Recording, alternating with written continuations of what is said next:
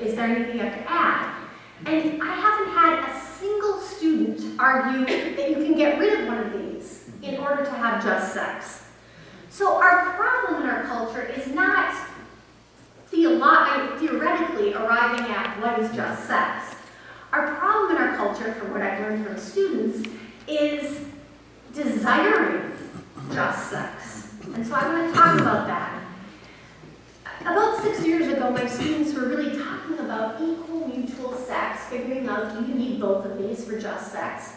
And they were having trouble exactly imagining what this sex would actually look like. And one student, who was female, blurted out, "Wouldn't that kind of sex be boring?" And I mean, to be honest, I'm not usually able to be silenced, but because for me, equal mutual sex is far from boring. So I'm trying to figure out how to respond, and other students are kind of nodding their heads. They know what she's talking about. And I try to have a conversation about this, and everyone got pretty quiet. And I said, okay, I know this is hard to talk about, but this is really important. What do we really desire? And so I asked them to come up with questions that they would want to do an anonymous survey and have everyone really answer honestly. And so one of their first questions was they just wanted people to have to describe what this would be like. And I found through reading, after I collected these for several years, students are on the same page that it would mean that you would desire sex, you would feel comfortable communicating what you do and do not desire, and you would freely consent. All right, so as for is this desirable and arousing, women said yes. Men were more mixed. 42% said yes, 25% said yes, but in their answers, they were very quick to also say, but unequal, non-mutual sex is also arousing. And then 33% avoided answering what they really thought. What about unequal, non-mutual sex? They wanted people to have to describe this. And again, students were on the same page. It would involve one person having more power over the other, and it would involve some kind of coercion. You experience a pressure to do things you do not really desire due to fear of how the person will react or hopes that there could be a relationship. All right, so is this desirable and arousing? Women said no. And a few said it might seem like it will be, arousing, but actually, in reality, it isn't.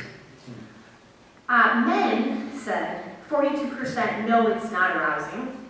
33% said yes. And then the rest, again, did not answer.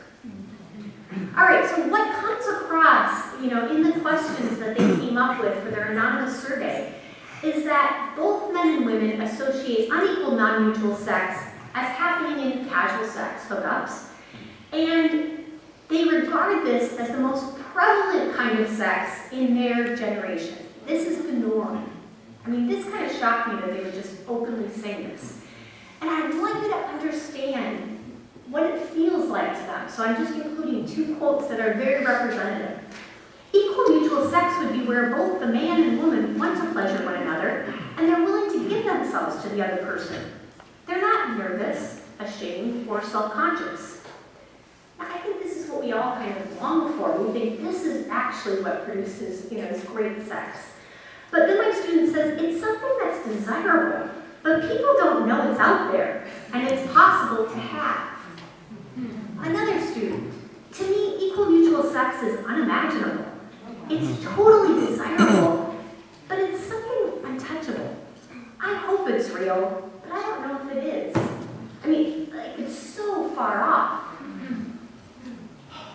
So why is this the case? Why do they say this is the norm? American culture, they say, eroticizes sexual inequality, domination, and violence. I mean, look at 50 Shades of Grey. We talk about that in my class. And so pornography is most mentioned in their reflections about this. Unequal, non-mutual sex is not preferable, one man says, but it occurs when harmful messages are ground into our minds. These harmful messages value dominance and are found in the porn industry. I had one student at Marquette last spring when I was giving a presentation, and afterwards, she raised her hand and she said, well, what do you have to say to the people who really get aroused by unequal non-mutual sex? And she said, I cannot imagine. Equal mutual sex would be so boring. I can't imagine, why anyone would desire that. And, other females said, yeah, BDSM is the rage. And I said to the student, I'm not here to be judgmental about certain practices, but I think what would happen, if you're looking at sex for 50 years, if you're trying to have unequal non-mutual sex as arousing, like porn, you've got to amp it up in order, because your brain gets used to it. It's like alcohol. So you have to keep amping it up. So what would it be like to have to work that hard for 50 years? That sounds exhausting. So I just said, I would like you to be able to experience what this is like. What it's like to be so connected to someone. And, not have your script written for you. My students are just right on in terms of research. I want you to take seriously what viewing pornography is associated, and this is tons of studies. Okay, it's associated with a decreased interest in relational sexual intimacy, an increase in egocentric sexual practices that are aimed at personal pleasure with little regard to the pleasure of the other, an increase in the belief that sexual satisfaction can be obtained without affection or emotional attachment, and an increase in the belief that relationships are sexually confining. So what kind of hit me was that the very same beliefs, attitudes, and practices that are present in porn exactly mirror students' analyses of hookup culture and what the rules are in their sexual culture. So this is showing us how deeply mainstream porn has become in our adolescents and our young adults' minds. This is what they're internalizing. So, we have an urgent need to address porn in our Christian communities. And, we don't have to use the word sin, we don't have to morally condemn porn. I think all we need to do is really educate people about the negative and unjust effects of porn on a person's sexual arousal and on their intimate relationships. Porn is one of the reasons for the high rate of divorce, according to researchers. And it's pretty heartbreaking. My students do research on porn, and the rates of erectile dysfunction among people consuming porn are incredibly high. So this really affects your capacity to actually experience satisfaction in a mutual relationship. And I really think we have to educate parents about how online porn today, this is not Playboy. This is, most of it is incredibly violent and abusive toward women. If you're looking at, in our boys, the average age of seeing this on their screens is 11. Wow. So before, and I believe it from all the research I've done. So before boys can even think, critically about sexual socialization, their arousal patterns and their brains are being shaped by this before they even have a chance. And we need to educate them about this. And also, of course, we need to offer a lot of support because this is a problem with many adults, Christian adults. How can we help them find resources for healing? I had one spiritual director who was a psychotherapist, and for several years she worked with couples who were, they were going to dissolve their relationship because of porn, and she said, Jennifer, there is nothing as dark, spiritually dark, as this, the damage it does. All right, so the second threat, according to my students, in terms of how can we create sexually just communities, is our construal of masculinity. This is according to my male students. And so I'm going to address this afternoon in our panel presentation due to time limits. All right, the third step that I think Christian communities need to do, and religious communities, is that we have to reclaim that what the erotic is just sex. We need to use resources from Scripture and our theological traditions to create and celebrate a countercultural story. How can we do this? Like, we have a lot of creative people. We need to do this. Because we have to be able to counter that pornographic narrative that's affecting all of us.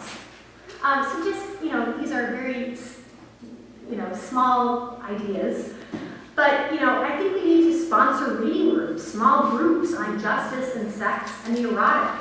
My brother goes to a church, and every month they read a book on racism and Christianity. I think we need to do the same thing with what is erotic. And also, young people, they are starved to have adults really be honest with them about what is it like to commit yourself for a lifetime to someone. What is sex like in this kind of relationship? What are the joys that you get out of this? My husband and I have talked really honestly and brutally with people, and I'm just struck by, it's what they value, out of a whole maybe 5-session retreat. That's what they most value. So, we need to it's uncomfortable to talk about these things honestly, but it's really needed. We need to, we need to form adolescents and young adults' imagination in a way that's more powerful than the porn imagination. And I really think we need to offer support to parents. How can you educate your children and adolescents about thinking of sexuality within a justice framework? College is really challenging. It's in some ways way too late. And my college students say, this has to happen. You have to begin with 12-year-olds. You have to begin in middle school if you really want to alter, their habits. So, I guess in closing, I want to end with a question, what is really at stake? And whether Christian communities and other religious communities respond effectively to our toxic norms. What is at stake in our, how should we really prioritize trying to create new norms?